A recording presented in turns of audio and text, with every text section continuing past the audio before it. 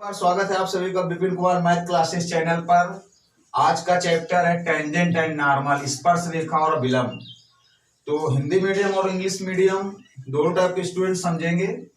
इसका बेसिक पहले concept clear करते हैं। टेंजेंट नॉर्मल होता क्या, स्पर्श रेखा और विलंब होता क्या है। जैसे ये कोई कर्व है, कोई भी कर्व है, ये कर्व की स्पर्श रेखा है, टेंजेंट है।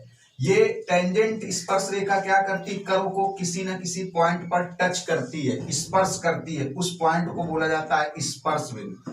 जहां पर ये टेंजेंट मतलब स्पर्श रेखा कर्व को, वक्र को स्पर्श करती है, उस पॉइंट को बोलते हैं स्पर्श बिंदु या कांटेक्ट पॉइंट। हमने सपोज कर लिया कि कांटेक्ट पॉइंट एच कामा के है। अच्छा, ये एच कामा के कहां पर सिचुएटेड होंगे, कहां पर लाई करेंगे, कहां पर स्थित होंगे, ये कर्व पर स्थित होंगे। अगर ये कर्व के बाहर होंगे तो ये रेखा, ये जो लाइन है, ये टेंजेंट नहीं होगी, ये स्पर्श रेखा नहीं होगी। अगर कर्व के अंदर है तो भी लाइन स्पर्श रेखा नहीं होगी। ये जो एच कामा की है, ये हमेशा, ये सदैव कर्व पर लाई करेंगे, कर्व पर सिचुएटेड होंगे, मतलब वक्र पर स्थित होंगे। तो कभी भी अगर जरूरत पड़ती है तो ये वक्र पर स्थित होंगे, तो वक्र के समीकरण को संतुष्ट करेंगे, मतलब इक्वेशन आप कर्व को सेटिस्फाई करेंगे। कौन, ये जो कांटेक्ट पॉइंट है, ये कर्व पर सिचुएटेड होंगे और जरूरत पड़ने पर कर्व के इक्वेशन को क्या करेंगे, सेटिस्फाई करेंगे। अब देखिए, ये क्या है, angle of tangent from x axis, मतलब स्पर्श रेखा का एक्स अक्ष से कोण, स्पर्श रेखा एक्स अक्ष से कितना कोण बनाती है, वो है थीटा। अब कुछ फार्मूले समझिएगा। स्पर्श रेखा की प्रवणता, स्लोप ऑफ टेंजेंट, प्रवणता पिछली क्लासों में आप पढ़ चुके हो, m equal to tan theta, क्योंकि स्पर्श रेखा एक्स अक्ष से कितना कोण बनाती है, थीटा।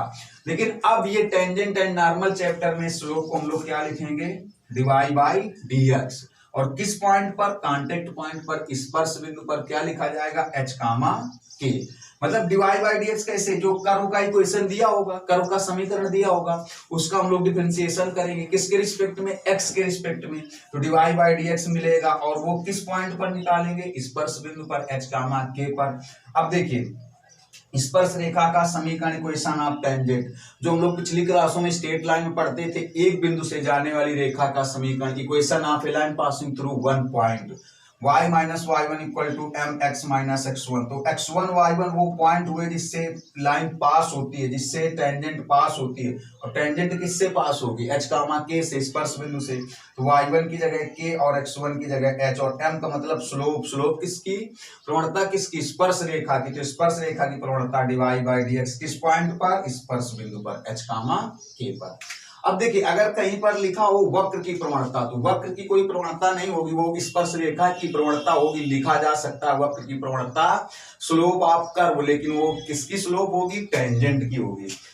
अगर स्पर्श रेखा एक्स अक्ष के समांतर है, tangent is parallel to X axis. अगर एक्स एक्सिस के पैरेलल है तो वाई एक्सिस पर परपेंडिकुलर होगी। कोई भी लाइन अगर एक्स एक्सिस के पैरेलल है तो वाई एक्सिस पर परपेंडिकुलर होगी। तब इस सिचुएशन में जो स्लोप है वो जीरो हो जाएगी। क्यों, क्योंकि एक्स एक्सिस के पैरेलल होने पर थीटा की वैल्यू जीरो, तो tan theta equal to zero हो जाएगा।